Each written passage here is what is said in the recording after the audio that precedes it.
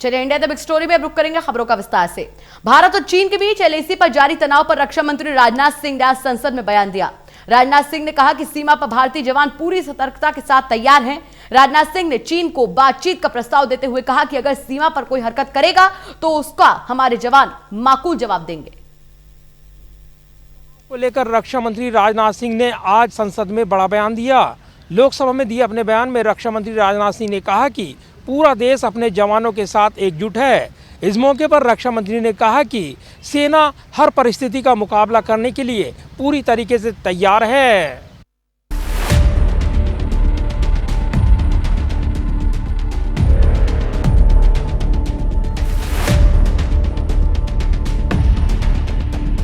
सीमा पर जारी तनाव के बीच रक्षा मंत्री राजनाथ सिंह ने लोकसभा में बयान दिया। राजनाथ सिंह ने कहा कि सीमा विवाद एक गंभीर मुद्दा है।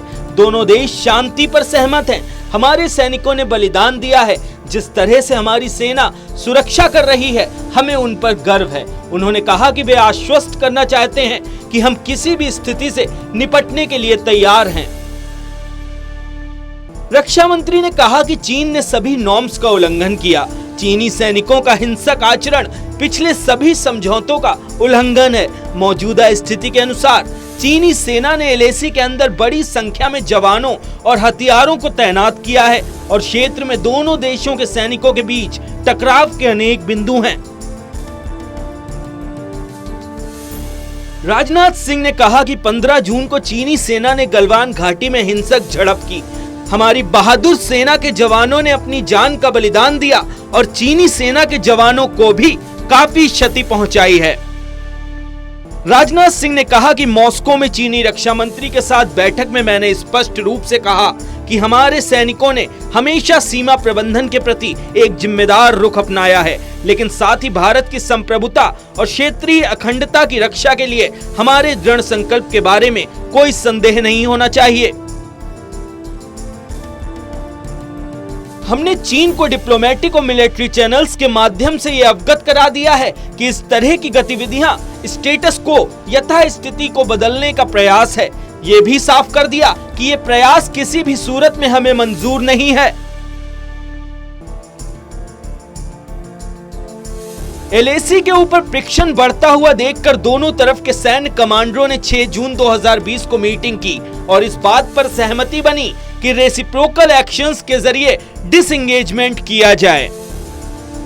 राजनाथ सिंह ने कहा कि दोनों पक्षों में इस बात पर सहमति भी हुई कि एलएसी को माना जाएगा और कोई भी ऐसी कार्रवाई नहीं की जाएगी जिससे यथास्थिति बदले।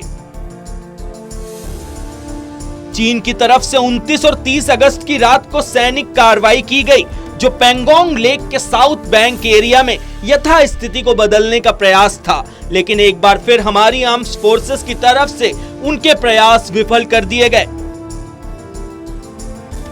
रक्षा मंत्री ने कहा कि इन घटनाक्रमों से यह साफ है कि चीन की कार्रवाई से हमारे द्विपक्षीय समझौतों के प्रति उसका डिसरिगार्ड पूरी तरह से दिखता है। चीन की तरफ से भारी मात्रा में सैनिकों की तैनाती किया जाना 1993 और 96 के समझौतों का उल्लंघन है।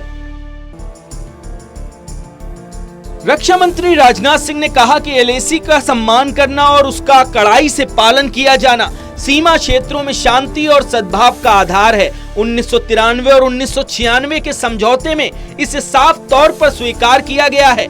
हमारी सेना इसका पूरी तरह से पालन करती है। चीन की तरफ से ऐसा नहीं हुआ है। रक्षा मंत्री राजनाथ सिंह ने कहा कि किसी को भी हमारी सीमा की सुरक्षा के प्रति हमारे दृढ़ निश्चय के बारे में संदेह नहीं होना चाहिए। भारत मानता है कि पड़ोसियों के साथ शांतिपूर्ण संबंधों के लिए आपसी सम्मान और आपसी संवेदनशीलता जरूरी है।